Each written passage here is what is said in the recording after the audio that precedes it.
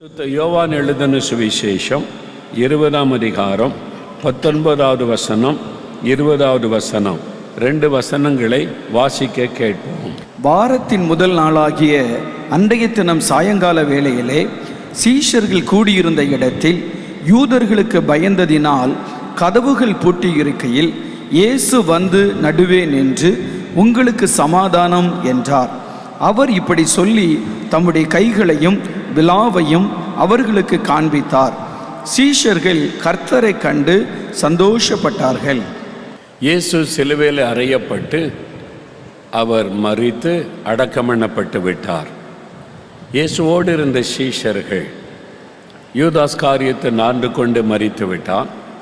11 சீஷர்களும் இன்னும் இயேசுவை பின்பற்றின சிலரும், அவர்கள் இயேசுடைய சீஷர்கள் மேலறைக்குள்ளே எருசலேமில் கதவுகள் பூட்டி இருக்கிற ஒரு அறைக்குள்ளே இருக்கிறாங்க. அவங்களுக்குள்ள என்ன ஒரு பதஸ்தம், இயேசு கிறிஸ்துவை சிலுவையில் அறைந்து கொண்டுட்டாங்க, அடக்கம் பண்ணியாச்சு, இனிமேல் நம்ம என்ன செய்வது? இயேசு கிறிஸ்து மரித்து உயிரோடு எழும்புவேன் என்று சொல்லி இருந்தார். இவங்க அதெல்லாம் கவனிக்கவே இல்லை. இயேசு சொன்ன வார்த்தையை நினைவில் கொள்ளவே இல்லை. அதனால் இயேசுவை நம்ம நம்பி இருந்தோம், அவர் கூட இருப்பார்னு நினச்சோம். இப்போ அவர் சிலுவையில் மரித்து அடக்கம் பண்ணப்பட்டு விட்டார், இனி என்ன செய்வது என்கிற ஒரு கேள்வி அவளுக்குள்ள. இனி நமக்கு என்ன நடக்கும் என்கிற ஒரு பயம் அவருடைய உள்ளத்தில், பலவிதமான பயம். வேதம் சொல்லுகிறாரு, யூதர்களுக்கு பயந்ததினால் அவங்க அறை வீட்டுக்குள்ளே முடங்கி இருந்தாங்க, வெளியிலே போவதற்கு பயம். இந்த மத தீவிரவாத அமைப்பினர், யூத மத தலைவர்கள் நம்மையும் பார்த்து நம்மையும் கொண்டு விடுவார்களோ என்கிற பயம். அவங்க பயந்து அறை வீட்டுக்குள்ளே இருக்கிறாங்க. அந்த பயத்தில் இருக்கிற சமயத்தில் தான் அந்த அறைக்குள்ளே இயேசு வந்து நிற்கிறார். உயிர்த்தெழுந்த இயேசு வந்து நின்று, உங்களுக்கு சமாதானம் என்று சொல்லுகிறார். பீஸ் பி அன்டு யூ என்று சொல்கிறார். உங்களுக்கு சமாதானம் என்பதாய் சொல்லுகிறார். உயிர்த்தெழுந்த இயேசு அந்த அதிகாரம் முழுது வாசித்தீங்கன்னா 3 இடத்தில் ஆண்டவர் சொல்லுகிறார், உங்களுக்கு சமாதானம் என்பதாக. ஏனென்றால் அவருடைய சமாதானம் பாதிக்கப்பட்டிருந்தது. பயத்தின் நிமித்தமாய் அவருடைய சமாதானம் பாதிக்கப்பட்டு ஒரு சமாதானம் இல்லாமல், நிம்மதி இல்லாமல், ஒரு குழப்பத்தோட பயத்தோட காணப்பட்டார்கள். அவங்களுக்குள்ள பலவிதமான பயங்கள் காணப்பட்டது. அதனால தான் இயேசு வந்து சொல்லுகிறார், பயப்படாதிருங்கள், உங்களுக்கு சமாதானம் என்று ஆண்டவர் சொல்லுகிறார். அடுத்த வசனத்தில் பார்க்கிறோம், அவர்கள் சந்தோஷப்பட்டார்கள். இயேசுவை பார்த்த உடனே சீஷர்கள் சந்தோஷப்பட்டார்கள். அந்த பயம் நீங்கி அவங்களுக்குள்ள ஒரு சந்தோஷம் வந்தது. அந்த பயம் மாறிவிட்டது, இப்போ சந்தோஷம் வந்து விட்டது. இயேசுவை நம்ம பார்க்குறோம், உயிரோடு இருக்கிறார் அப்படின்ற ஒரு சந்தோஷம் உள்ளத்தில் வந்து விட்டது. இப்போ இயேசு கிறிஸ்து, உயிர்த்தெழுந்த இயேசு கிறிஸ்து மரணத்தை ஜெயித்தவர், சாத்தானை ஜெயித்தவர், உலகத்தை ஜெயித்த இயேசு வந்து சீஷர்களுக்கு சமாதானத்தை அறிவித்து அவருடைய உள்ளத்தில் இருக்கிற பயத்தை எல்லாம் நீக்கிவிட்டார். ஒரு பெரிய சந்தோஷம் உள்ளத்துக்குள்ள. எனக்கு அன்பானவர்களே, இன்றைக்கு உங்களுடைய உள்ளத்துக்குள்ள ஒரு பயம் இருக்கிறது. வரும்போது கூட ஒரு பயம், ஏதோ ஒரு காரியத்தை குறித்த பயம். ஒருவேளை அது உங்களுடைய வியாதியை குறித்த பயமாக இருக்கலாம், தேவைகளை குறித்த பயமாக இருக்கலாம், மனிதரை குறித்த பயமாக இருக்கலாம், சூழ்நிலைகளை குறித்த பயமாக இருக்கலாம், தேவைகளை குறித்த ஒரு பயமாக இருக்கலாம், ஏதோ ஒரு காரியத்தை குறித்த பயம். உங்கள் வேலையில் வந்திருக்கிற பிரச்சனை குறித்த பயமாக இருக்கலாம், உங்களுடைய பிஸ்னஸில் உண்டான சில தடைகள் அது நிமித்தம் உண்டான பயமாக இருக்கலாம், ஊழியத்துக்கு விரோதமாய் மனிதர்கள் எழும்பினதுனால உண்டான பயமாக இருக்கலாம். ஏதோ ஒரு பயம் உங்களுடைய உள்ளத்தை பாதித்திருக்கிறது. ஏதோ ஒரு பயம் உங்களுடைய உள்ளத்தின் ஆழத்துக்குள்ள உங்களை வேதனைப்படுத்தி கொண்டிருக்கிறது. அந்த பயம் உங்களுடைய தூக்கத்தை கெடுக்கிறது, உங்களுடைய நிம்மதியை குலைக்கிறது. நீங்கள் எல்லாருக்கும் மத்தியில் சந்தோஷமாக இருக்கிற மாதிரி நடிக்கிறீங்க, உள்ளத்துக்குள்ளே அந்த பயம் இருந்து கொண்டே இருக்கிறது. வெளியில் அதை காண்பிக்க முடியலை, வெளியில் சந்தோஷமாக இருப்பதை போல காண்பிக்கிறீங்க, உள்ளத்துக்குள்ளே இந்த பயம் ஓடிக்கொண்டே இருக்கிறது. என்ன ஆகுமோ, எப்படி ஆகுமோ, ஒரு பயம். ஆண்டவர் இயேசு இன்றைக்கு உயிர்த்தெழுந்த ஆண்டவர், மரணத்தை ஜெயித்த ஆண்டவர், சாத்தானை ஜெயித்த இயேசு இன்றைக்கு இந்த இடத்துல வந்து நின்று, என் பிள்ளைகளே பயப்படாதுங்க, உங்களுக்கு சமாதானம் என்று கூறுகிறார். நீங்கள் பயப்படாதுங்க, உங்களுக்கு சமாதானம். அந்த பயத்தை மாற்றி உங்களை சமாதானத்தோடு சந்தோஷத்தோடு இன்றைக்கு ஆண்டவர் அனுப்ப போகிறார். அல்லேலூயா. என்ன செய்தால் உங்களுடைய பயம் மாறி சந்தோஷம் வரும் என்று ஆண்டவருக்கு தெரியும். உங்களுக்கு என்ன அற்புதம் செய்தால் அந்த பயம் உங்களை விட்டு விலகி நீங்கள் மகிழ்ச்சி அடைவீர்கள் என்பது ஆண்டவருக்கு தெரியும். அந்த அற்புதத்தை ஆண்டவர் உங்களுக்கு செய்ய போகிறார். அதுக்கு தான் ஆண்டவர் உங்களை சந்திக்க உயிர்த்தெழுந்த ஆண்டவராக வந்து நின்று உங்களுக்கு சமாதானம் என்பதாக கூறுகிறார். சரி, இந்த சீஷர்களுக்கு 3 விதமான பயங்கள் இருந்தது. 3 விதமான பயம். அதனால தான் ஆண்டவர் வந்து அந்த பயத்தை அவங்கள விட்டு மாற்றிடணும். இந்த பயம் தொடர்ந்து நிலைத்திருந்தால் இவனுடைய வாழ்க்கை முடக்கப்பட்டு போய்விடும். அதனால் இந்த பயத்தை மாற்ற வேண்டும் என்று இயேசு பிரத்யட்சமாய் வந்து நின்று அவர்களுக்கு தரிசனமாகி பயத்தை மாற்றுகிற சம்பவத்தை தான் இங்கே நாம் பார்க்கிறோம். என்னுடைய ஊழிய பாதையில் பலருக்கு ஆண்டவர் அப்படி தரிசனமாகி அற்புதம் செய்து பயத்தை மாற்றின பலரை என் ஊழிய பாதையிலே நான் சந்தித்திருக்கிறேன். உங்கள் வாழ்க்கையில கூட இன்றைக்கு அவர் உங்களை சந்திக்கும்படி இந்த இடத்தில் வந்திருக்கிறார். உண்மையாக நீங்கள் தேடினா உயிர்த்தெழுந்த இயேசுவை நீங்கள் தரிசிக்க முடியும். அமெரிக்காவில் நான் போயிருந்த போது அங்கே ஒரு சகோதரர், அவரை பற்றி அந்த நண்பர் அங்கே அந்த கூட்டத்துக்கெல்லாம் வந்து உதவி செய்வார். கேம்பு நடக்கும்போது உபவாச ஜபங்களில். அப்போது அந்த கூட்டத்தை ஒழுங்கு செய்த நண்பர் அவரை பார்த்து சொன்ன, பிரதர் இவரை பாருங்கள், அவரோட பேசுங்க, சிரித்து கை குலுக்கி பேசிட்டு போனார். இவருடைய வாழ்க்கையில் ஒரு அதிசயம் நடந்தது. என்ன அதிசயம் அப்படின்னு கேட்டால், அவர் நல்ல ஆண்டவருடைய பிள்ளை தான், இயேசுவை நேசிக்கிறார், சர்ச்சுக்கெல்லாம் போவார்.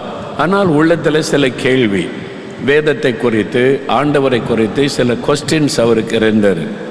அவர் வந்து கேட்டால், மனைவி என்ன தான் விளக்கி சொன்னாலும் இதெல்லாம் என்னால் ஏற்றுக்கொள்ள முடியாது, சரியான பதில் எனக்கு வேணும் அப்படின்னு பேசுவார். அதனால் இயேசுவை அவர் சந்தேகப்படலை, இயேசுவை நேசிக்கிறார், விசுவாசிக்கிறார். ஆனால் இந்த சம்பவம் பைபிளில் சொல்லப்பட்ட இந்த காரியம் அவருக்கு ஒரு சந்தேகம், அது தெளிவடையவில்லை. பலர்கிட்ட கேட்டு பார்த்தாரு, யாரும் சரியாக அவங்களுக்கு சொல்லலை. அவர் சொல்லுவதை சொல்வார், இதை எப்படி ஏற்றுக்கொள்ள முடியும் அப்படிலாம் சொல்லி விடுவார். அந்த மாதிரி அவருக்குள்ள உள்ளத்தில் கேள்வி. சிலர் சொன்னாங்க, ஏசுதாயா வந்தவங்க பதில் சொல்லணும், அந்த மாதிரி சொல்லக்கூடிய அளவுக்கு அவர் இருந்தார். ஒரு நாள் பாருங்கள், மாலையில் ஆஃபீஸ் முடிந்த பிறகு ஊருக்கு வெளியில் அவருடைய வீடு இருக்கிறாரு. வீட்டுக்கு போக கார்லே பிரயாணப்படுவார். போகிற வழியில் கேஸ் ஸ்டேஷன்னா நம்ம பெட்ரோல் பல்க்குன்றோம், அங்கே கேஸ் ஸ்டேஷன் சொல்லுவாங்க. அங்கே தான் பெட்ரோல் டீசல்லாம் போடுவாங்க. அந்த மாதிரி ஒரு இடம், அந்த இடத்துல போய் காரை நிறுத்தினார். நம்ம ஊரில் மாதிரி ஆட்கள் வந்து பெட்ரோல் போட மாட்டாங்க.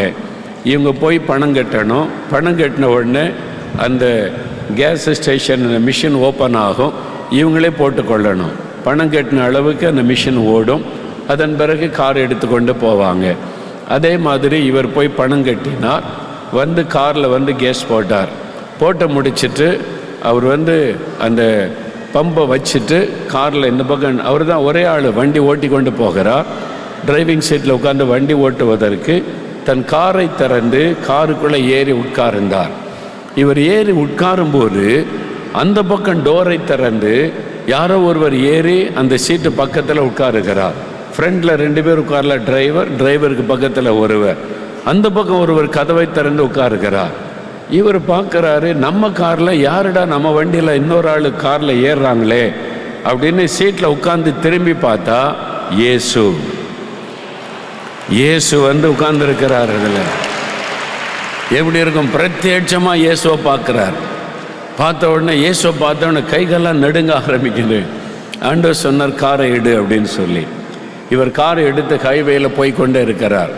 போய்கொண்டே இருக்கும்போது ஆண்டவர் சொன்னார், உன் உள்ளத்தில் நிறைய சந்தேகம், நீ ஒவ்வொருத்தர்கிட்டயே கேட்ட, யாருமே சரியாக பதில் சொல்லலை, நான் பதில் சொல்ல வந்திருக்கிறேன் அப்படின்னு சொல்லி இவர் கார் ஓட்டிக்கிட்டே போகிறார். ரோட்டில் அடுத்த சீட்டில் இயேசு உட்கார்ந்து பேசிக்கொண்டே வருகிறார். ஒவ்வொரு கேள்விக்கும் ஆண்டவர் பதில் சொன்னார். இதுதான் அதுக்கு பதில், இதுதான் அதனுடைய விளக்கம், எல்லாத்தையும் சொன்னார்.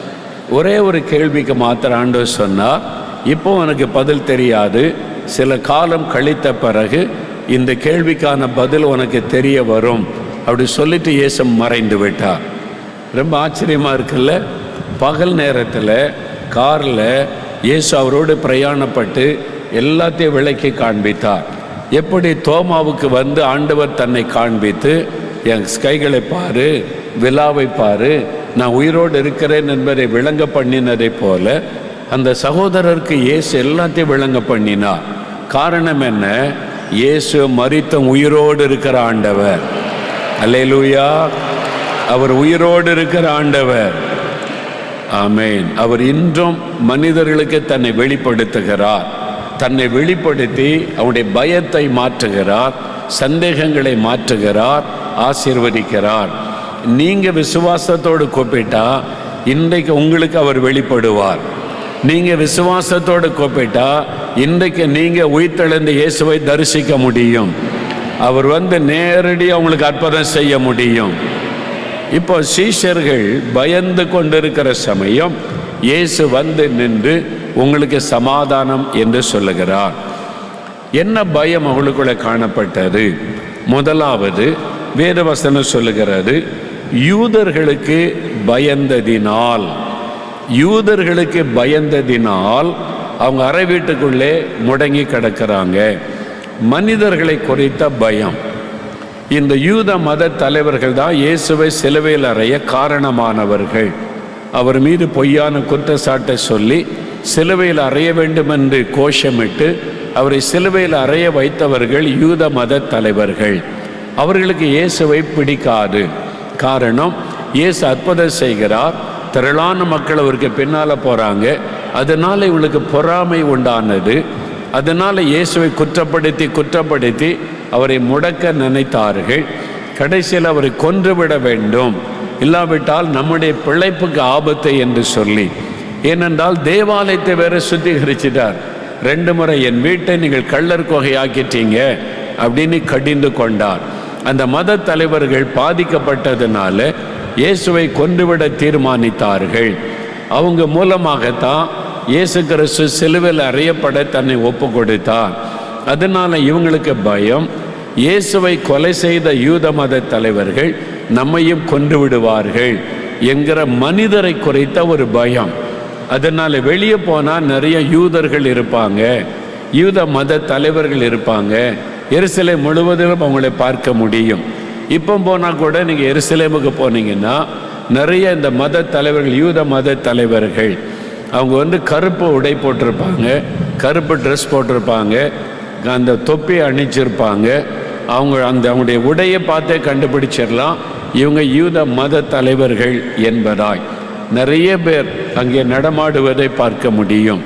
அதனால் அந்த நாட்களில் இந்த யூத மத தலைவர்கள், இயேசுவை விரோதித்தவர்கள், இயேசுவோடு நம்ம இருந்ததுனால நம்மையும் கொண்டு போடுவார்கள் என்று மனிதரை குறித்த ஒரு பயம், அதுதான் அவங்களை பாதித்திருந்தது. மனுஷருக்கு பயப்படுகிற பயம் கண்ணியை வருவிக்கும் என்று வேதம் சொல்லுகிறது. சிலருக்கு எப்பவும் மனிதரை பார்த்தாலே பயம்.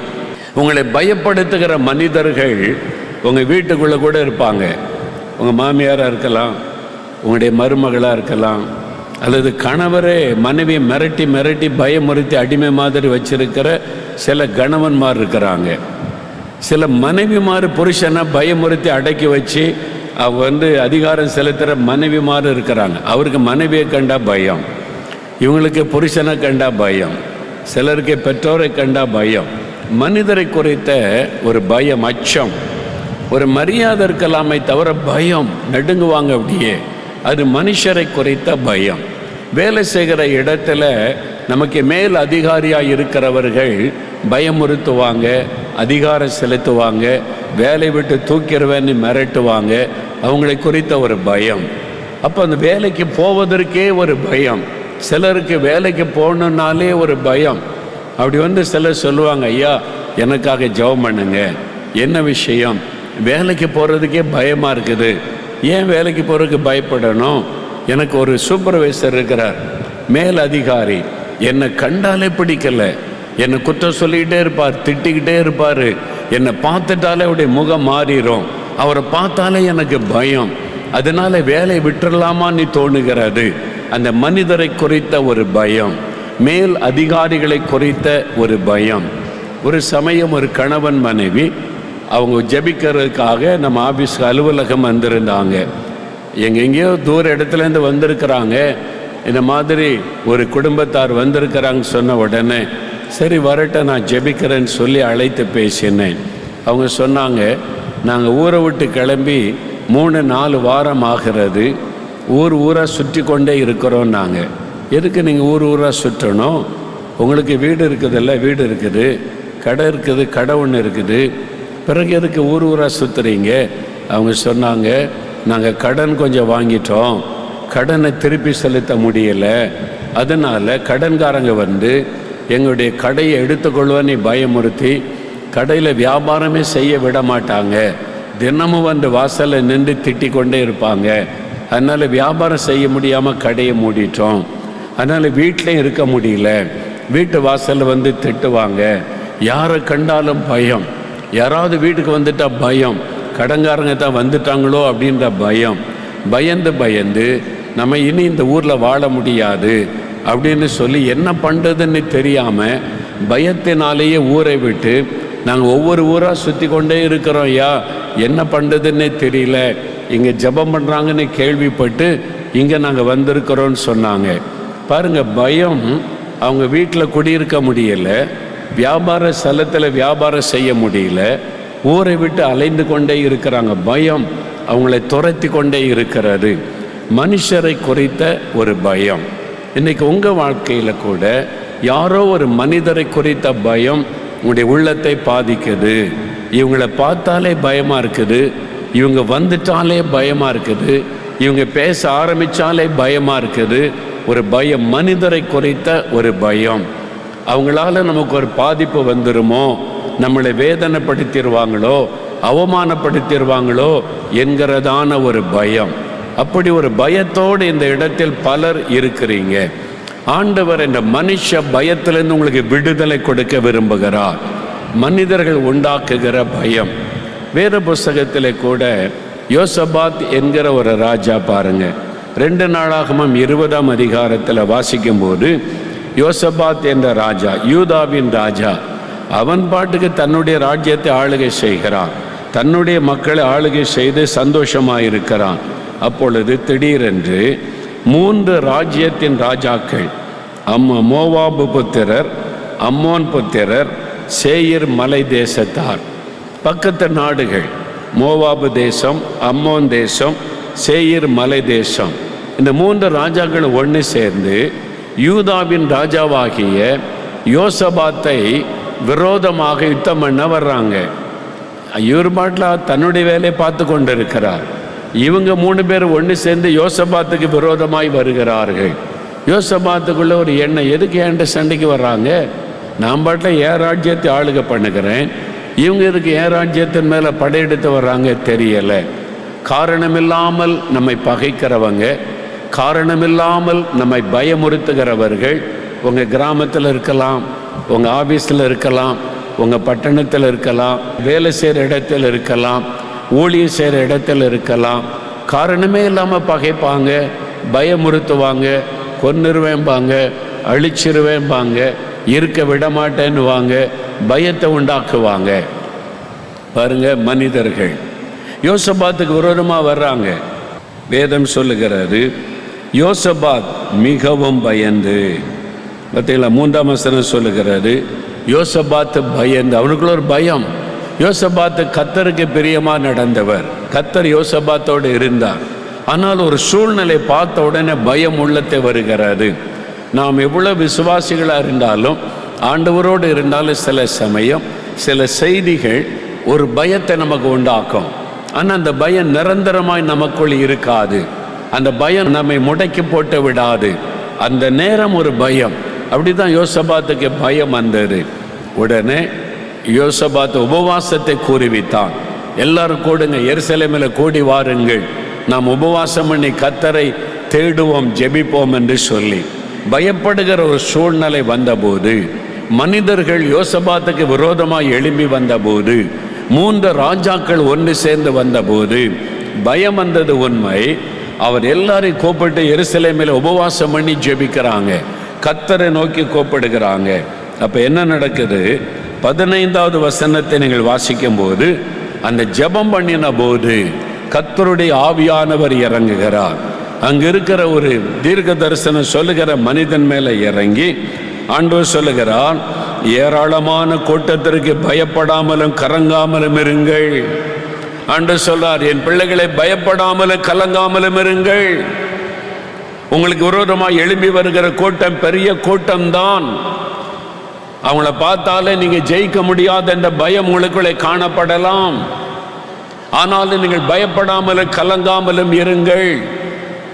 எப்படி பயப்படாமல் இருக்க முடியும் ஆண்டவரே? 3 ராஜாக்கள் சேர்ந்து கொண்டு வருகிறார்கள், அவங்களோட யுத்தம் பண்ணி ஜெயிக்க நமக்கு பலன் இல்லை. அவங்க 3 ராஜாக்கள், 3 ராணுவம் ஒன்று சேர்ந்து வருகிறது. 3 பேர் ஒன்று சேர்ந்து வந்தா எப்படி அவங்களை ஜெயிக்க முடியும்? சூழ்நிலை பார்த்தால் ஜெயிப்பதற்கு வாய்ப்பு இல்லை. அவங்க உள்ள நுழைஞ்சா தேசத்தை நாசம் பண்ணி விடுவார்கள்.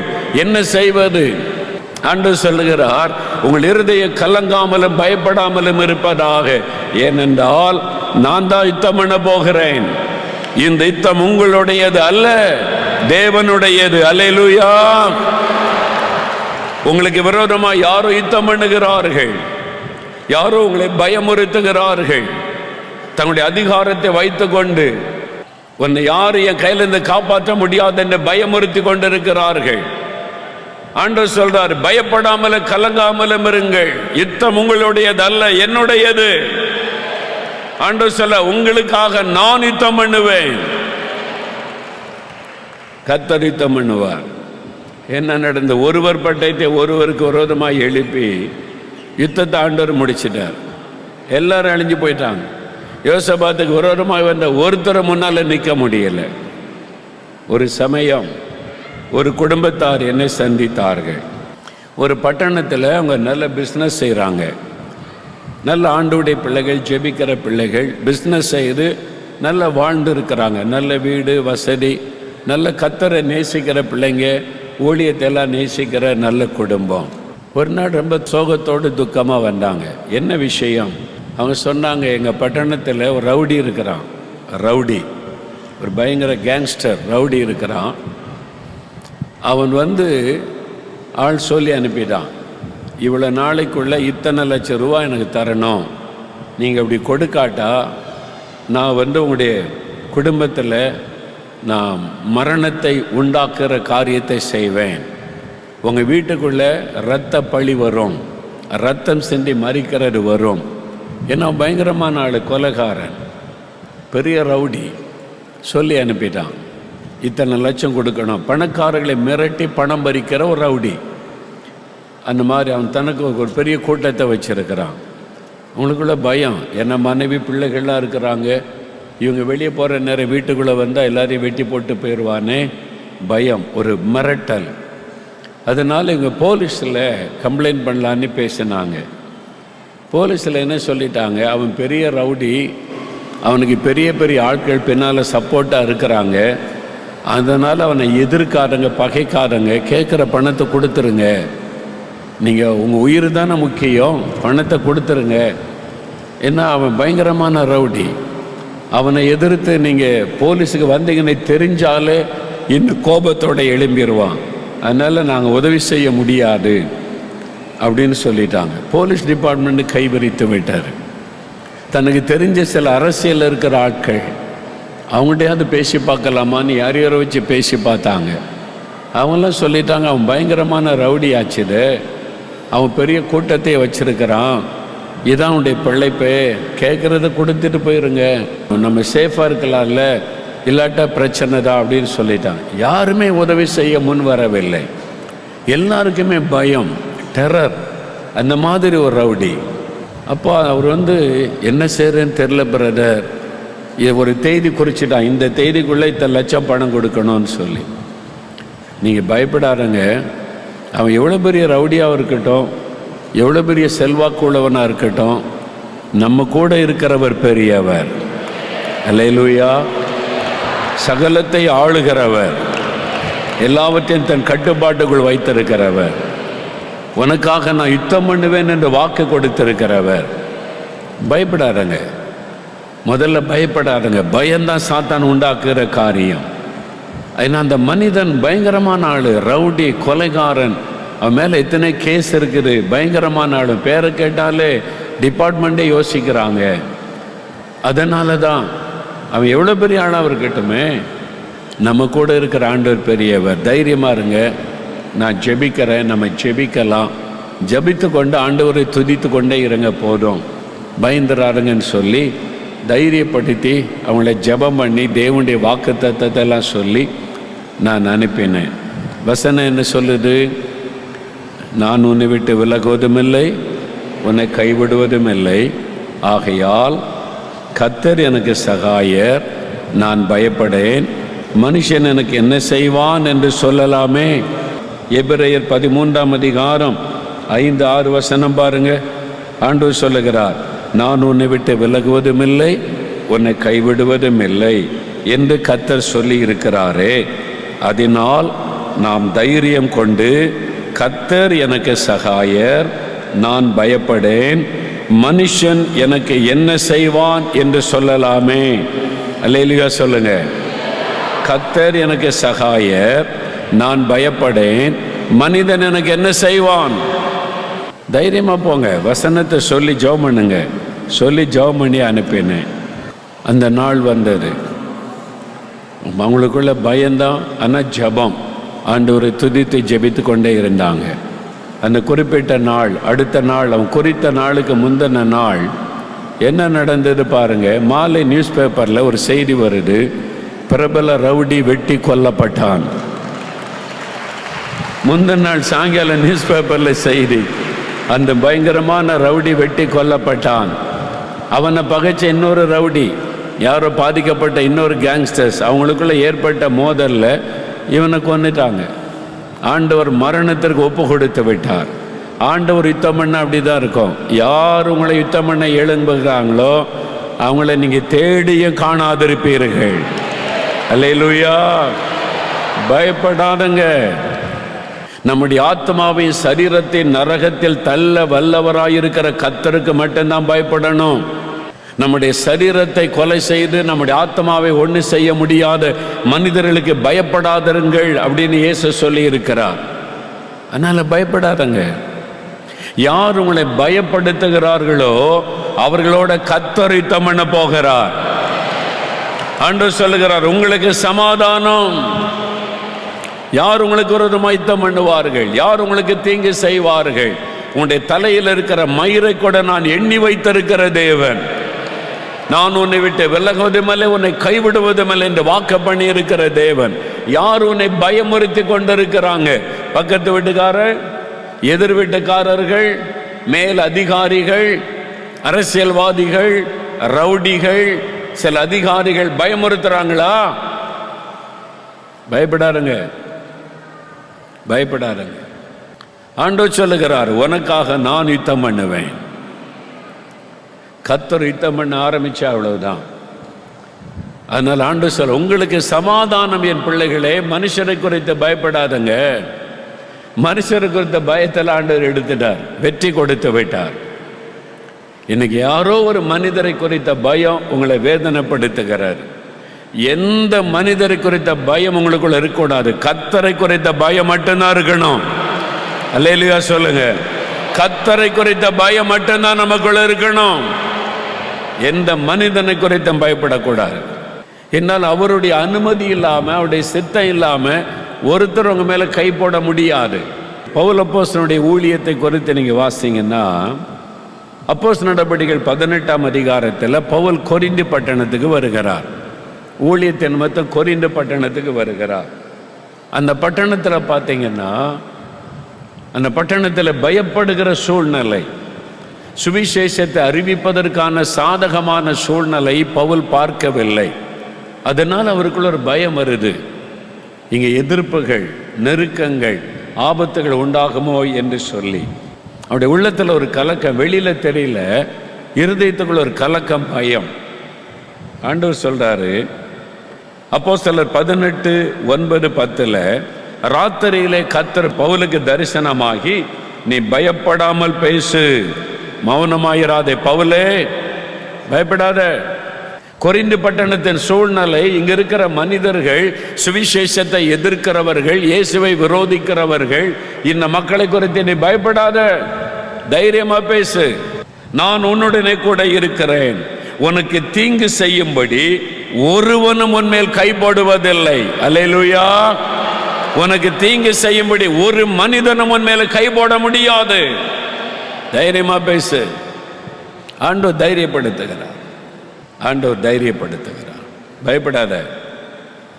ஏதோ ஒரு மனிதரை குறித்த பயம் உங்களுடைய உள்ளத்தில் இருக்குது.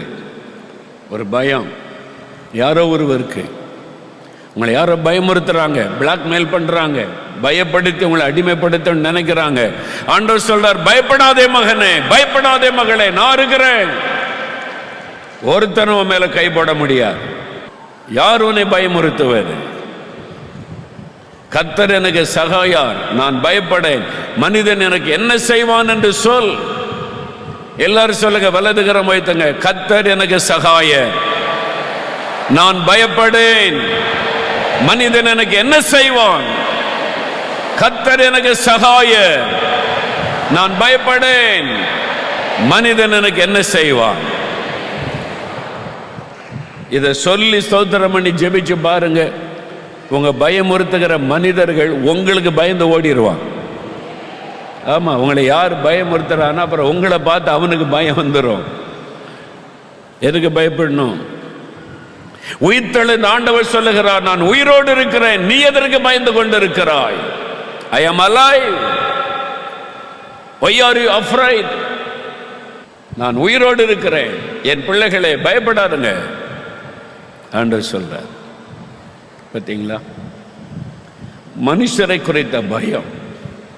இரண்டாவது ஒரு பயம், இந்த யோவான் 20:19 மறுபடி வாசிங்க. வாரத்தின் முதல் நாளாகிய அன்றைய தினம் சாயங்கால வேளையிலே சீஷர்கள் கூடியிருந்த இடத்தில் யூதர்களுக்கு பயந்ததினால் கதவுகள் பூட்டியிருக்கையில் இயேசு வந்து நடுவே நின்று, உங்களுக்கு சமாதானம் என்றார். யூதர்களுக்கு பயந்ததினால் இயேசு வந்து நடுவே நின்று, உங்களுக்கு சமாதானம். வசனம் சொல்லிருப்பாருங்க, பயந்திருந்ததினால இயேசு வந்து நின்று அவனுடைய பயத்தை மாற்ற விரும்புகிறார். என் சீஷர்கள், என்னை பின்பற்றுகிற என் பிள்ளைகள் பயப்படக்கூடாது, அந்த பயத்தை நான் மாற்றணும், அவங்க எப்பவுமே சமாதானமா சந்தோஷமா இருக்கணும். இயேசு வந்து நின்று, உங்களுக்கு சமாதானம். என் பிள்ளைகளே பயப்படாதுங்க. முதலாவது பயம் மனுஷ பயம். ரெண்டாவது உங்களுக்குள்ள ஒரு பயம் இருந்தது, மரண பயம். மரண பயம், ஃபியர் ஆஃப் டெத். ஏன்னா இந்த யூதர்கள் இயேசுவை கொலை பண்ணிட்டாங்க, பொய்யான குற்றச்சாட்டை சொல்லி அவருக்கு மரண தண்டனை வாங்கி சிலுவையில் அறைந்து கொண்டு விட்டார்கள்.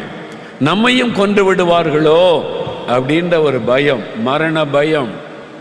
வெளியே போனால் அவங்கள்ட்ட அகப்பட்ட அவ்வளோதான், கொன்னுருவாங்க, நம்மளையும் வாழ விட மாட்டாங்க. இயேசுவோடு இருந்ததுனால நமக்கும் இந்த ஆபத்து, மரண பயம். இந்த பயத்திலேயே ரொம்ப கொடூரமான பயம் மரண பயம்தான். அநேக வருஷத்துக்கு முன்னால் நான் ஊழியத்தின் ஆரம்ப காலத்தில் என்னை ஞாபகம் இருக்குது, ஒரு இளம் வாலிப தம்பி, காலேஜில் படிச்சுக்கிட்டு இருக்க பையன், காலேஜில் ஃபஸ்ட் இயர் படிக்கிற ஒரு தம்பி. அப்போ நம்ம ஆஃபீஸ் அங்கே தோட்டத்தில் இருந்தார். ஒரு தோட்டத்தில் சின்ன ரூமில் என்னை பார்க்க வந்திருந்தான். என்ன தம்பி அப்படின்னு கேட்டேன். அவன் முகத்தில் ஒரு பயம். எனக்கு ஒரு பிரச்சனை இருக்குது, நீங்கள் எனக்காக ஜெபம் பண்ணுவீங்களா அப்படின்னு கேட்டான். என்ன பிரச்சனை தம்பி சொல்லுன்னு கேட்டேன். யாரோ ஒருத்தர் என்கிட்ட பேசிக்கிட்டே இருக்கிறாங்க. எனக்கு அது ஊழியத்தின் ஆரம்ப காலம். இப்போ நிறைய அப்படி பார்க்குறேன், அந்த காலத்தில் அப்படிலாம் கேள்விப்படுவது முதல் முறை. யாரும் என்கிட்ட பேசிக்கிட்டே இருக்கிறாங்க, எனக்கு பயமாக இருக்குது அப்படின்றான். பேசுகிறாங்களா? எங்கே பேசுகிறாங்க? சில சமயம் காதில் கேட்குது, சில சமயம் இருதயத்தில் உள்ளுக்குள்ள இருந்து பேசுகிறாங்க. என்ன பேசுகிறாங்க? தற்கொலை பண்ணி செத்துரு, தற்கொலை பண்ணி செத்துரு, நீ வாழ முடியாது, நீ ஜெயிக்க முடியாது, தற்கொலை பண்ணி செத்துரு, அந்த கிணற்றில் போய் விழுந்துரு அப்படியே சொல்லுது. ரயில்வே கிராசிங் தாழ்ன ட்ரெயினில் விழுந்து செத்துரு அப்படி சொல்லுது. தூக்க போட்டு தற்கொலை பண்ணிக்கன்னு சொல்லுது. அந்த சத்தம் கேட்டுக்கிட்டே இருக்குது. பகல்லையும் கேட்குது, ராத்திரி கேட்குது. இப்போ இந்த மாதிரி மக்களோட பேசிக்கிட்டு இருக்கும்போது என் காதில் கேட்கும். அது மாதிரி பேசிக்கிட்டே இருக்குது. அந்த சத்தம் கேட்கக்கூடாது, அவங்க பேசுகிறது கேட்கக்கூடாதுன்னு என்னவோ ட்ரை பண்ணி பார்க்குறேன், முடியலை. இப்போ எனக்கு என்ன பயம்? என்னை அறியாமலேயே நான் தற்கொலை செய்து விடுவேனோ என்கிற பயம், மரண பயம். நானே தற்கொலை பண்ணிடுவேனோ, நானே போய் ட்ரெயினில் விழுந்துருவேனோ அப்படின்ற பயம். அந்த ஆவி பயமுறுத்துது. ஒரு மரண போராட்டத்தை கொண்டு வந்திருக்கிற ஆவி, அது செத்து போயிருன்னு பேசிக்கொண்டே இருக்கிறது. இது ஸ்பிரிட் ஆஃப் டெத், மரணத்தை பிறப்பிக்கிற ஆவி, மரணத்துக்கு நேராய் நடத்துகிற ஆவி, தற்கொலை தூண்டுகிற ஆவி. இந்த ஆவி மனிதர்களை கொல்லுவதற்கு போராடுகிறது. பாருங்க, எக்ஸாம் எழுதியிருப்பாங்க, ரிசல்ட்லாம் வந்திருக்காது, சில பிள்ளைகள் தற்கொலை பண்ணி, ஏன் நல்ல மார்க்கு கிடைக்காது அப்படின்னு நினச்சி தற்கொலை பண்ணுறாங்களாம். மார்க்கு வந்து திடீர்னு ஒரு ஷாக் ஆனால் கூட ஏதோ நினைக்கலாம். இன்னும் ரிசல்ட்டே வரல, நான் நல்ல மார்க் எடுக்க மாட்டேன் அப்படின்னு நினச்சி தற்கொலை பண்ணிட்ட பிள்ளைகளை குறித்து செய்தித்தாளில் வருது. அந்த ஆவி, தற்கொலை தோண்டுகிற ஆவி பயமுறுத்தி உன்னால் மார்க் எடுக்க முடியாது, உன்னால் ஜெயிக்க முடியாது, உன்னால் உங்கள் அப்பா அம்மாவுக்கு அம்மானு செத்து போயிரு. அது ஒரு தற்கொலை தோண்டுகிற ஆவி, மரணத்தை பிறப்பிக்கிற ஆவி. சில சமயத்தில் ஊழியக்காரனை கூட அந்த ஆவி தாக்கிறோம், அப்படின்ற நேரத்துக்குள்ள தாக்கிறோம். எலியா எவ்வளோ பெரிய தீர்க்கதரிசி, தேவனால் வல்லமையை பயன்படுத்தப்பட்டவர். அவர் சொல்றார் பாருங்க, போதும் கர்த்தாவே என்னை எடுத்துக்கொள்ளும். காரணம் என்ன? எலியா, ஏசபேல் உன்னை கொலை பண்ண போகிறாள். ஏசபேல் கையிலிருந்து உன்னை யார் தப்பு வைக்க முடியும்? எத்தனை பேரை கொண்டு இருக்கிறா பாரு, அவ்வளோதான் இன்னைக்கு உன் வாழ்க்கை முடிய போகிறது. நீ செத்து போயிரு, அவ கையில் சாகிறதை விட செத்து போயிரு. ஒரு பெரிய ஆவிக்குரிய போராட்டம், ஒரு மரண போராட்டம்.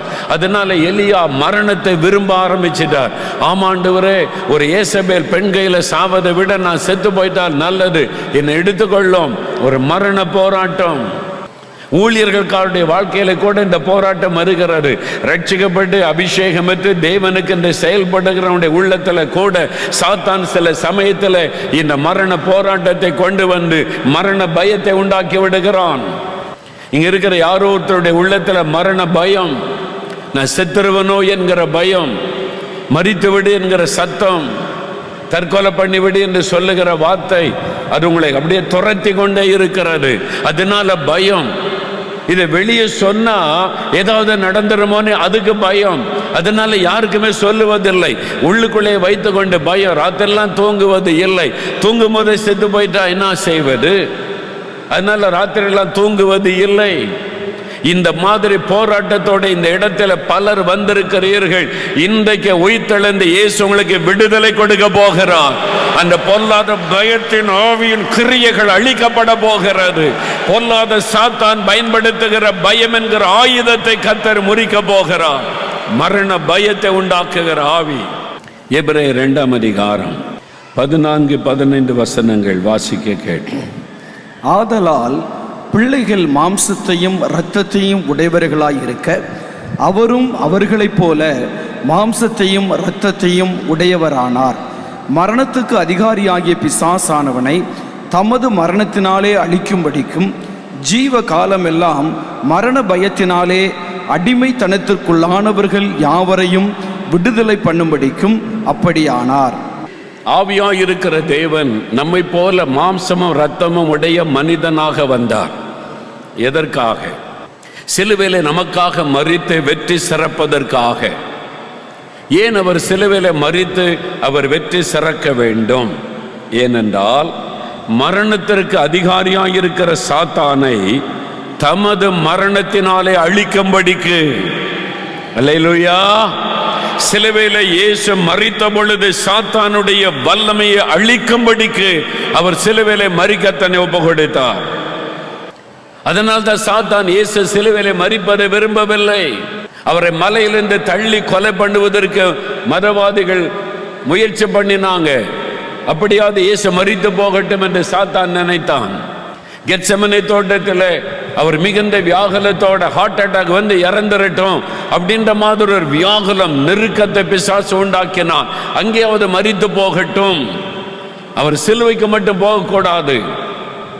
ஏன்னா சிலுவை மரணத்தில் அவர் மரித்து உயிர்த்தெழுந்து விட்டால் சாத்தானுடைய வல்லமை உரிந்து கொள்ளப்படும். அதுவரைக்கும் மரணத்தின் மீது அவன் அதிகாரியாயிருந்தான். எப்பொழுது இயேசு சிலுவையிலே மரித்து உயிர்த்தெழுந்தாரோ அந்த மரணத்தின் அதிகாரம் பிசாசின் கையிலிருந்து பிடுங்கப்பட்டு விட்டது. அல்லேலூயா. ஆனால் தான் இயேசு சொல்லுகிறார் வெளிப்படுத்தின விசேஷம் 1:18 மரித்தேன், ஆனாலும் சதா காலங்களிலும் உயிரோடு இருக்கிறேன். நான் மரணத்திற்கு பாதாளத்திற்கும் உரிய அந்த திறவுகோலை உடையவராய் இருக்கிறேன். சாத்தான் கையில் இந்த திறவுகோலை ஆண்டவர் பிடுங்கி எடுத்து விட்டார். இனி மரணத்தின் மீது சாத்தானுக்கு அதிகாரம் இல்லை. இயேசு மரித்த மரணத்தை ஜெயிக்க மறைக்கும் மரணத்தை பிறப்பிக்கிற அதிகாரம் சாத்தான் கையில் இருந்தது. இயேசு அதை பிடிங்க எடுத்துட்டார். இப்ப ஆண்டவர் ஒப்பு கொடுத்தாதான் சாத்தான் இதில் கிரியை செய்ய முடியுமே அல்லாமல் தெய்வ பிள்ளைகளுடைய உயிரை அவன் எடுக்க முடியாது, தொட முடியாது.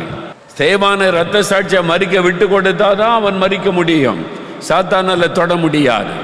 யார் என்ன நினைத்தாலும் ரட்சிக்கப்பட்ட அபிஷேகமற்ற தேவனுடைய பிள்ளையை ஒரு மனிதனோ பிசாசோ நினைத்து அவளை கொல்ல முடியாது. மரணத்திற்கு அதிகாரியாகிய பிசாசானவனை மரணத்தில் இயேசு ஜெயித்து விட்டார். இப்பொழுது அதனுடைய திறவுகோல் இயேசுடைய கையில் இருக்கிறது. ஜீவ காலமெல்லாம் மரண பயத்திற்கு அடிமைப்பட்டவளை விடுதலையாக்கும்படி இயேசு சிலுவையிலே மரணத்தை ருசி பார்த்தார். இந்த மரண பயம் தான் மிக கொடூரமான பயம். சிலர் சொல்றாங்க ராத்திரெல்லாம் தூங்க முடியலையா, பயப்படுத்துற சொப்பனமா வருது, காட்சியா வருது, ராத்திரெல்லாம் தூங்காமே உட்கார்ந்து இருக்கிறேன். அப்படியே ஒரு ஆவி வந்து நடக்குது, பேசுது, வீட்டுக்குள்ள உலாவுது, தூங்க முடியல.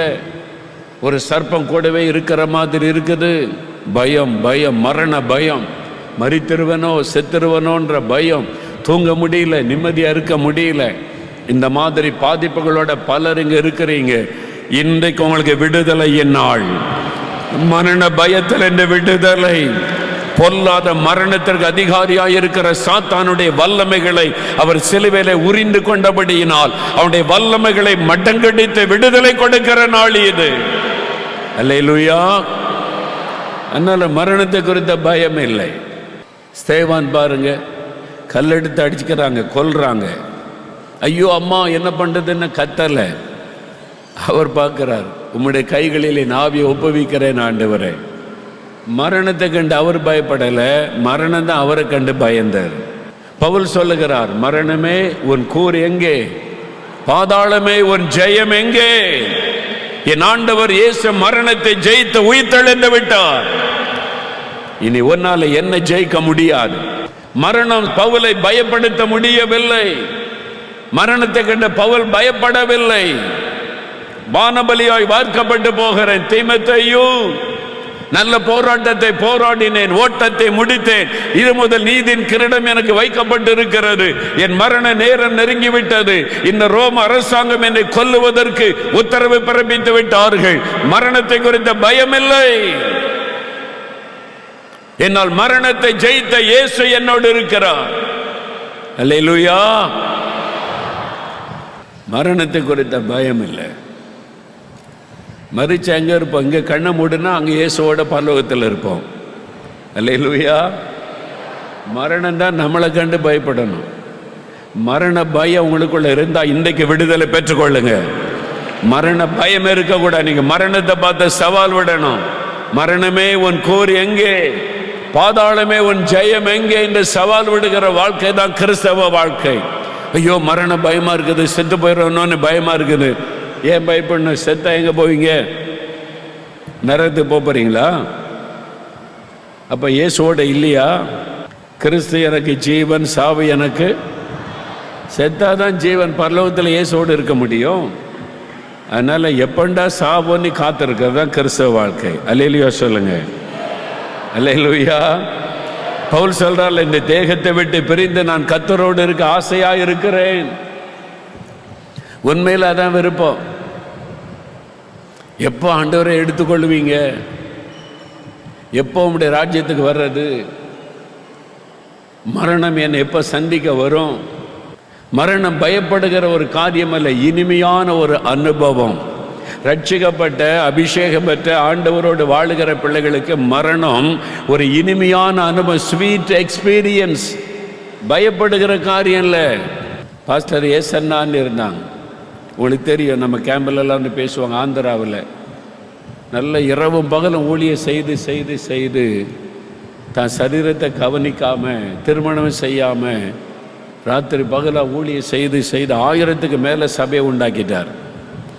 அவ்வளோ ஊழியலை உருவாக்கிட்டார். எத்தனை லட்சம் மக்களை ரட்சிப்புகளை நடத்திட்டார். பலவீனப்பட்டு கடைசி காலத்தில் மரணத்துக்கு ஏதுவான வியாதி. நானும் என் மனைவியும் அவரை பார்க்க போயிருந்தோம். அவருடைய லிவர் பாதிக்கப்பட்டு விட்டது, டாக்டர் சொல்லிட்டாங்க. அப்போ ஒரு வழி இருக்குது, சிங்கப்பூரில் ஆஸ்பத்திரியில் லிவர் டிரான்ஸ்பிளான்ட் பண்ணுற சிகிச்சை இருக்குது, புதிய லிவர் பொருத்திடுவாங்க. அப்போ இன்னும் கொஞ்சம் காலம் நீங்கள் வாழ முடியும். அவங்க மருந்தெல்லாம் எடுக்க மாட்டாங்க, ஆஸ்பத்திரிக்கு போக மாட்டாங்க, அவங்களுடைய விசுவாச வாழ்க்கை. ஆனால் எங்கள் ஆசைக்காக நான் போய் கேட்டோம், நான் கூட்டு போகிற சிங்கப்பூருக்கு, அங்கே நல்ல ஆஸ்பத்திரியில் வச்சு உங்களை கவனித்து நாங்கள் பொறுப்படுத்தி செய்கிறோம், வாங்க, அங்கே நமக்கு தெரிஞ்ச குடும்பம்லாம் இருக்கிறாங்க அப்படின்னு. அவங்க சிரிச்சுக்கிட்டே சொன்னாங்க, இல்லை என்னுடைய காலம் வந்துட்டு, இன்னும் 6 மாதம் நான் ஆண்டவர்கிட்ட கேட்டிருக்கிறேன். 6 மந்த்து, 6 மாதம் ஊழிய காரியத்தெல்லாம் நான் ஒழுங்குபடுத்தணும், யார் யார்கிட்ட என்னென்ன பொறுப்பு கொடுக்கணும். ஏன்னா 1000க்கு மேலே சபைகள், லட்சக்கணக்கான விசுவாசிகள், கோடிக்கணக்கான சொத்துக்கள் சபைக்கு இருக்குது. நான் எல்லாத்தையும் ஒழுங்கு பண்ணி கொடுக்கணும். அதனால் ஆண்டவர்கிட்ட 6 மாதம் கேட்டிருக்கிறேன். அதனால் எங்கே போக வேண்டாம், இந்த 6 மாதம் நான் இங்கே இருந்துக்கிறேன். சிரிச்சுக்கிட்டே சொன்னாங்க, சரி பிரதர், உங்களை நான் கட்டாயப்படுத்த மாட்டோம், ஆண்டவர் உங்களுக்கு சொல்கிறபடி செய்யுங்க. என்னை நான் பார்த்து ஜெபிச்சுட்டு வந்தோம். சரி, 6 மாதம் எல்லாத்தையும் ஒழுங்குபடுத்திட்டாங்க. எல்லாத்தையும் யார் யார்கிட்ட என்ன பொறுப்பு கொடுக்கணும் எல்லாத்தையும் ஒழுங்கு பண்ணி கொடுத்துட்டாங்க. காலையில் அவங்களுக்கு நல்ல கூடவே ஊழியத்துக்கு வருவாங்க ஒரு தம்பி, ஜான் வெஸ்லின்னு. அவங்க சொந்தக்காரங்க கூட ஃபோன் பண்ணி சொன்னாங்க, தம்பி இன்றைக்கி சாயங்காலம் வந்துரு என்னை பார்க்க, இன்றைக்கி சாயங்காலம் நான் தேவனுடைய ராஜ்யம் செல்ல போகிறேன். காலையில் ஃபோன் பண்ணி சொல்கிறாங்க, இன்றைக்கி சாயங்காலம் நான் ஆண்டவரோடு இருப்பேன் பரலோகத்தில், அதனால் சாயங்காலத்துக்குள்ளே வந்துருங்க அப்படின்னு சொல்லி சிலருக்கெல்லாம் சொல்லி அழைப்பு கொடுத்துட்டாங்க, வந்துருங்க. எல்லோரும் வந்துட்டாங்க, நல்லா பேசிக்கிட்டு தான் இருக்காங்க. எல்லோரும் வந்துட்டாங்க. சொன்ன மாதிரி கரெக்டாக சாயங்காலத்தில் கண்ணை மூடினாங்க, பரலோகம் போயிட்டாங்க. மரணத்தை கண்ட பயம் இல்லை. அல்லேலூயா. எவ்வளோ ஒரு இனிமையான மரணம் என்பது ஒரு இனிமையான அனுபவம். உயிர்த்தெழுந்த ஆண்டவர் நம்ம கூட இருந்தால் மரண பயம் இருக்காது. அல்லேலூயா சொல்லுங்க. அல்லேலூயா. சிலர் சொல்லுவாங்க, சில ஊழியக்காரங்க வியாதிப்பட்டு ஆஸ்பத்திரியில் இருக்காங்க, எவ்வளோ ஊழியெல்லாம் செஞ்சாங்க, வல்லமையெல்லாம் செஞ்சாங்க, கடைசி காலத்தில் வியாதிப்பட்டாங்கன்னா அது பாவத்தினால் வந்த வியாதி அல்ல, மரணத்துக்கு ஏதுவான வியாதி. எலிசா மரணத்துக்கு ஏதுவான வியாதி கொண்டிருந்தான் என்று வேதம் சொல்லுகிறது. தேவன் அவனை ஆயத்தப்படுத்தி எடுத்துக்கொள்ள ஒரு வியாதியின் வழியாய் நடத்துகிற சம்பவம் வேதத்தில் எழுதப்பட்டு இருக்கிறது. எசேக்கியா ராஜா கர்த்தருக்கு முன்பாக உண்மையும் உத்தமமாய் நடந்ததாக ஜெபம் பண்ணுகிறார். உண்மையா நடந்தார், கர்த்தரை சாட்சி கொடுக்கிறார். பின் எதுக்கு அவருக்கு வியாதி வரணும்? மரணத்துக்கு ஏதுவான வியாதி.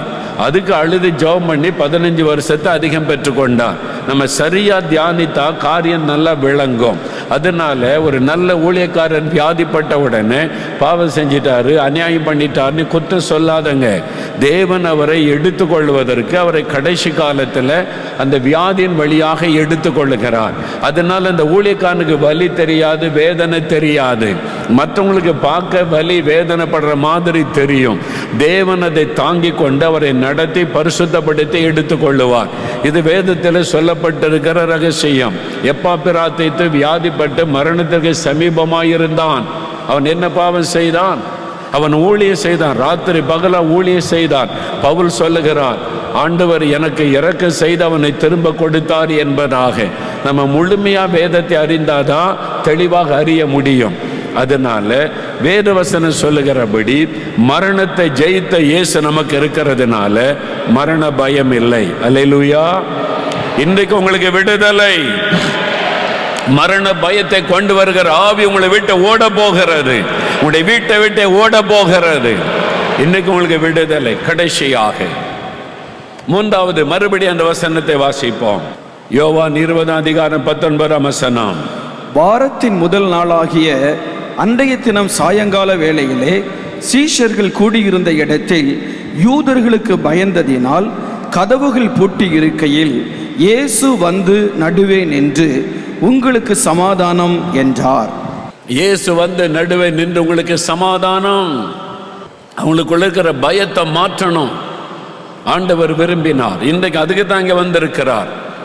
உயிர்த்தெழுந்த இயேசு அதுக்கு தான் இங்கே பிரசன்னமாக இருக்கிறார். என் பிள்ளைகளுடைய மனதில் பயங்கள் இருக்கிறது, அந்த பயத்தை நான் மாற்றணும். அதுக்கு தான் உயிர்த்தெழுந்த இயேசு இன்றைக்கு இந்த இடத்துல பிரசன்னமாக இருக்கிறார். இயேசு வந்து நின்று உங்களுக்கு சமாதானம், பயப்படாதுங்க. முதலாவது மனுஷரை குறித்த பயம், இரண்டாவது மரண பயம், மூன்றாவது எதிர்காலத்தை குறித்த பயம். இவங்களுக்கு என்ன பயம்?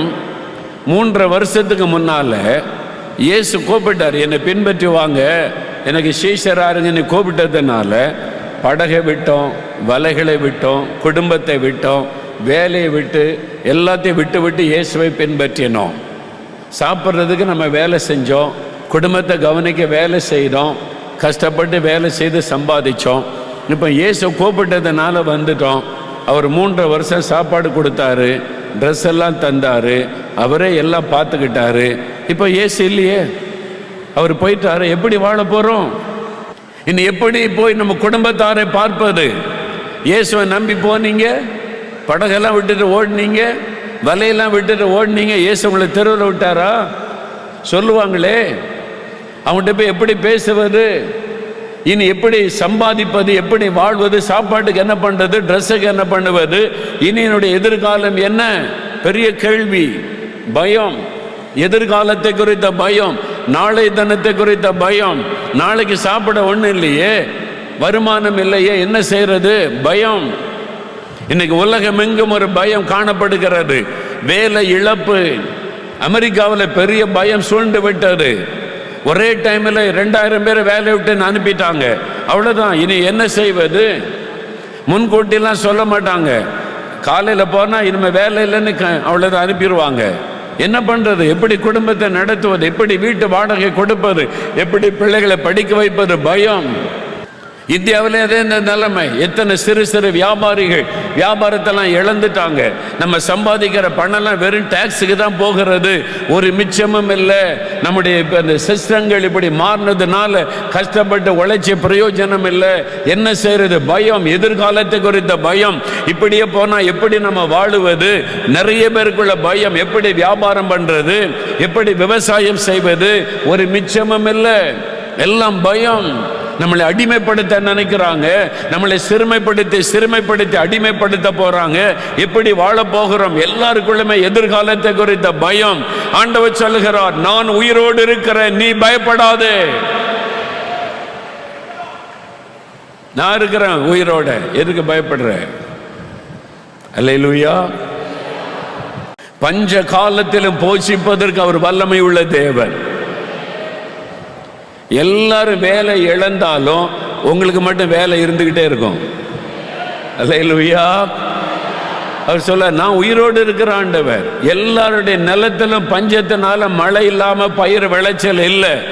ஈசாக்குடைய நிலத்துல மாத்திரம் 100 மேனி பயிர் விளைகிறது. 100 மடங்கு ஆசீர்வாத அறுவடை எப்படி வருகிறது? ஈசாக்கோடு இருந்த கர்த்தர் பெரியவர். எதிர்காலத்தை குறித்து பயப்படாத. வாலிபர்களுக்கு பயம். நம்ம என்னதான் படித்தாலும் கடைசியில் நீட்டு தேர்வுன்னு ஒன்று கொண்டு வச்சு அவங்க ஆளை தான் வெற்றி பெற வைக்கிறாங்க. நமக்கு இல்லை, நம்மெல்லாம் படித்து முன்னுக்கு வர விட மாட்டாங்க. சிஸ்டெல்லாம் மாறுது. அந்த எக்ஸாம் இந்த எக்ஸாம்னு வச்சு நம்மளை படித்து முன்னேற விடாதபடி என்னெல்லாம் உண்டு அதெல்லாம் சட்டங்களாக வந்து கொண்டே இருக்குது. எப்படி வாழ போகிறோம், எப்படி படிக்க போகிறோம், எப்படி வியாபாரம் செய்ய போகிறோம், எப்படி நம்முடைய தொழிலை நடத்த போகிறோம், பல பயம், எதிர்காலத்தை குறித்த பயம். இந்த வியாதி வந்துட்டு சுகமாகுமா, இது கொடிய வியாதின்றாங்களே, இதில் லட்சத்தில் ஒருத்தருக்கு தான் இந்த வியாதி வரும்னு டாக்டர் சொல்லித்தான் முடிஞ்சிருக்காது, அவ்வளோதான். லட்சத்தில் ஒருவருக்கு தான் இந்த வியாதி வருமா, அவ்வளோதான். கேன்சர் மாதிரி இருக்குன்னு சொன்னால் அவ்வளோதான். கேன்சரா, அதிலே பாதி உயிர் சிலருக்கு போயிடுது. பயம். கேன்சர்னா என்ன, லட்சத்தில் ஒருத்தருக்கு இந்த வியாதின்னா என்ன, அந்த லட்சத்தில் ஒரு ஆளை குணமாக்க இயேசுவால முடியாதா? முடியும். அல்லேலூயா சொல்லுங்க. உங்களை வாழ வைக்கிறவர் இயேசு, அவரால் முடியும். உயிர்த்தெழுந்த இயேசு வந்து நின்றா போது அங்கே அற்புதம் நடக்கும். அவர் சொல்றார், எதிர்காலத்தை குறித்து பயப்படாத, எதிர்காலம் ஏன் கையில் இருக்குது. உன்னுடைய எதிர்காலம் இயேசுவின் கரத்தில். நீட்டு தேர்வில் இல்லை உன்னுடைய எதிர்காலம், நீ எழுத போகிற எக்ஸாமில் இல்லை உன்னுடைய எதிர்காலம். அது சொல்லுவாங்க, இதில் தான் உன் எதிர்காலமே அடங்கி இருக்குது. யார் சொன்னது? கர்த்தர் சொன்னார். அப்படி ஆடு மேய்த்து கொண்டிருந்தவனை ராஜாவாக சிங்காசனத்தில் உட்கார வைக்க அவராலே முடியும். தாய் தகப்பன் அல்லாத ஒரு அநாதை பெண்ணை 127 நாட்டுக்கு ராணியாக நிறுத்த அவராலே முடியும். ஒன்றுமில்லாமல் இந்த ஒன்றை உருவாக்க அவராலே முடியும். யார் சொன்னது இதுதான் உன்னுடைய எதிர்காலம், இது இல்லைன்னா முடிந்தது என்று யார் சொன்னது? ஏன் பயப்படுகிறான்? உன்னுடைய பிள்ளைக்கு எதிர்காலமே இல்லை. யார் சொன்னது? மரித்து உயிர்த்தெழுந்த இயேசு சொல்லுகிறார், உன் பிள்ளையினுடைய எதிர்காலம் என் கையில் இருக்கிறது. உன் சந்ததியை நான் ஆசீர்வதித்து பெருக பண்ணுவேன் என்று நான் அல்லவா வாக்கு கொடுத்திருக்கிறேன். நான் உன்னை வாளாக்காமல் தலையாக்குவேன் என்று வாக்கு கொடுத்திருக்கிறேனே. நான் தானே சர்வலோகத்தின் ஆண்டவர், நான் தானே அண்ட சராசரங்களை ஆண்டு நடத்துகிற தேவன். என்ன இல்லாமல் ஒரு அதிகாரம் எங்க இருக்கிறது? ஏன் பயப்படுகிறார்? எதிர்காலம் என்ன ஆகுமோ, எதுக்கு பயப்படுறீங்க? அன்று நீங்க நின்று கொண்டு கர்த்தர் செய்ய ரட்சிப்பை பாருங்கள். Stand still and see the salvation of the Lord today. வேடிக்கை பாரு, நான் என்ன பண்றேன் நீ பாருன்றார். உன்னால ஒன்றும் பண்ண முடியலையா? ஒன்றும் பண்ணாத, என்னை விசுவாசித்த அமைதியாரு. அவர் செய்கிற காரியம் ஆச்சரியம். அல்லேலூயா. பல வருஷத்துக்கு முன்னால நம்ம அந்த டெண்டில் அங்கே ஓலை கொட்டகையில் திறப்பின் வாசல் ஜெபம் நடக்கும். அப்போவே ஒரு 20-30 பேர் வருவாங்க. இங்கே இந்த பக்கம் தெசேன் விளைன்னு ஒரு ஊர் இருக்குது, தெசேன் விளை. அங்கே ஒரு டாக்டர், அவர் சித்தா இதெல்லாம் படித்து கிராமங்களில் அவர் ஒரு டாக்டர் இருந்து மருந்தெல்லாம் கொடுப்பார். அது மாதிரி ஒரு மெடிக்கல் ஷாப் வச்சு அதான் அவருடைய வாழ்க்கை. எப்படியே கடன் வாங்கி வாங்கி நிறைய கடன் ஆகிவிட்டார். கடன்காரங்க நெருக்கிட்டாங்க. நான் கடனை திருப்பி கொடுக்க மார்க்கம் இல்லை. கடையை வித்துடலாம், ஒரு கார் இருக்குது, காரை விற்று கொடுத்தா கூட கடன் அடைக்க வழி இல்லை. அதுக்கு மேலே இருக்க கடன். கடையை விற்றாலும் முடியாது, காரை விற்றாலும் முடியாது, மீண்டு வர வழியே இல்லை, எதிர்காலமே இல்லை. எதிர்காலத்தை குறித்த பயம். இந்த கடன்காரங்கெல்லாம் சேர்ந்து வந்துட்டா வீட்டை விட்டு வெளியாக்கிடுவாங்களே. மனைவி பிள்ளைகளோட தெருவில் தானே நிற்கணும். அவமானம், நெருக்கம், எதிர்காலத்துக்கு இந்த பயம். அதனால என்ன பண்ணினார்? தற்கொலை பண்ணி செத்துடலாம் இப்படி முடிவெடுத்துட்டார். ஒரு நாள் இரவு மனைவி பிள்ளைகள்லாம் படுத்துட்டாங்க. நடு இரவு நேரம். ஏன்னா ஒரே ஒரு டாக்டர் தானே, நிறைய மாத்திரைகள், தூக்க மாத்திரை எடுத்து வச்சு ஒரு டம்ளரில் தண்ணி எடுத்து வச்சுட்டு கடைசியாக உட்கார்ந்து துக்கத்தோடு அழுகிறார். நான் சாக போகிறேன், ஏன்னா எனக்கு எதிர்காலமே இல்லை, ஒரு வழியுமே தெரியல, கடன் அடைப்பதற்கு மார்க்கமே இல்லை, வழியே இல்லை, இது அவமானம், நிந்தையில் கொண்டு விடும், அதை விட நான் மறிச்சிட்டா நல்லது. அதனால் ஒரு மரண போராட்டத்தில், எதிர்காலத்தை குறித்த பயத்தில் மாத்திரையெல்லாம் வச்சுட்டு தனியாக உட்காந்து அழுகிறார். அழுதுட்டு மாத்திரை கையில் எடுத்தார். கை நிறைய மாத்திரை. அதை வாயில் போட்டு தண்ணி குடிக்கணுன்னு அந்த கையில் எடுத்தார். எடுக்கும்போது திடீரென்று ஒரு வெளிச்சம் அப்படி கையை யாரை தட்டி விட்டாங்க. அந்த மாத்திரையெல்லாம் செதறி போச்சு, தண்ணீர் கீழே விழுந்து விட்டது. அவர் சுற்றுமுற்றும் பார்க்கிறார், யாருமே இல்லை, தனியாக ரூமுக்குள்ள உட்கார்ந்துருக்கிறார். யார் என் கையை தட்டி விட்டது, மாத்திரையை சிதற பண்ணினது? அப்படி பயந்து நடுங்கி நிற்கும்போது காதில் ஒரு சத்தம் கேட்கிறாரு. காதில் ஒரு சத்தம், 4 மாவடிக்கு போ அப்படின்னு சத்தம். 4 மாவடிக்கு போ அப்படின்னு ஒரு சத்தம் கேட்குது. 4 மாவடியா? அப்படி ஒரு ஊர் இருக்குன்னு கேள்விப்பட்டிருக்கிறாரு, எங்கே இருக்குன்னு தெரியாது. ஒரு முறை கூட 4 மாடிக்கு வந்ததில்லை. அந்த சத்தம் அப்படியே தெளிவாக கேட்குது, 4 மாவடிக்கு போ அப்படின்னு சத்தம். ஒரு கையை தட்டி விடுறாங்க, மாத்திரையெல்லாம் செதறி போச்சு. காலையில் எழுந்த உடனே தன் மனைவிகிட்ட சொன்னார், நான் ராத்திரி சாகன்னு மாத்திரையெல்லாம் விழுங்க போனேன், ஒரு கரம் வந்து என்னை தட்டி விட்டு ஒரு குரல் எனக்கு கேட்டது, 4 மாவடிக்கு போ என்ற சத்தம். அது எங்கே இருக்குது தெரியலையே. அவர் விசாரித்தார். காலையில் அவர் வச்சிருக்க காரில் தன் மனைவி பிள்ளைகளெல்லாம் ஏற்றி கொண்டு எங்கே இருக்குன்னு விசாரித்தா, அது நீங்கள் நேசரத்தை போய் நேசரத்துலேருந்து கச்சனாவில வெளியே போனால் அங்கே ஒரு கிராமம் இருக்குது, 4 மாவடின்ற கிராமம். அங்கே எதுக்கு போனோம்? அவருக்கு ஏசுடிக்கிறாரு தெரியாது, திறப்பின் வாசலை தெரியாது, கேள்விப்பட்டதே இல்லை. அவருக்குள்ள கேள்வி, எதுக்கு 4 மாவடிக்கு போனோம்? 4 மாவடிக்கு போன்னு ஏன் சத்தம் கேட்டுச்சு? அங்கே என்ன இருக்குது தெரியாதே, ஆனால் அந்த சத்தம் கேட்டுச்சு. அதனால் அவர் புறப்பட்டு வந்தார். விசாரிச்சுக்கிட்டே வந்தாராம். சாத்தாங்குளம் வந்து, நேசரேத்து வந்து, அப்புறம் கச்சனாவோட வந்து, இடையனோட 4 மாவடி எங்கேன்னு கேட்டு வந்தால், 4 மாவடிக்குள்ளே வந்தால் நிறைய மக்கள் கூட்டமாக வர்றாங்க. என்னடா அது திருவிழா கூட்டம் மாதிரி இவ்வளோ கூட்டம் வருது, இந்த 4 மாவடி கிராமத்தில் என்ன நடக்குன்னு பார்த்தா, பந்தலுக்குள்ளே 30,000 பேர் வந்து உட்கார்ந்துருக்கிறாங்க. திறப்பின் வாசல் ஜபம் நடக்கிறது அன்றைக்கு. அன்றைக்கு தான் ஆண்டவர் அவரை அழைச்சி கொண்டு வந்தார்.